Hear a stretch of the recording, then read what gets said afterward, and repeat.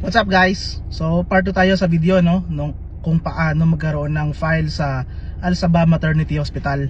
So once na nagkaroon na kayo ng appointment through the application, the Sapphire app, no?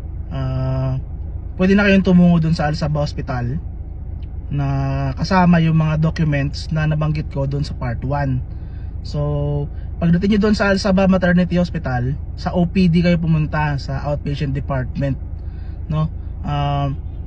Pagdating nyo doon sa entrance, tanong nyo agad sa mga cleaners dyan, sa mga sisters natin dyan.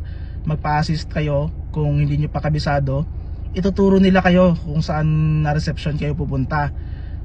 Then, sasamahan nila kayo at doon nyo kukuha kayo ng number. Once na nabanggit na yung number nyo, ipasa nyo na agad yung mga documents nyo sa reception, no? Sa mga nurses nila dyan. After that, bibigyan na nila kayo ng file. So at the same day na may file na kayo, didiretso na rin kayo sa doktor nyo para sa unang check-up nyo. So yun, ganun lang kadali.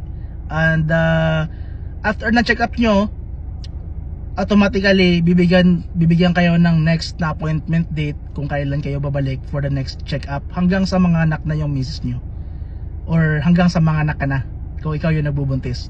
So yun lang, at abangan yung mga next video about sa paano mga anak sa Al Sabah Hospital, magkano babayaran, at ano-ano yung mga process, no, sa mga about birth certificates and documentations ng bata dito sa Kuwait. Maraming salamat sa panonood.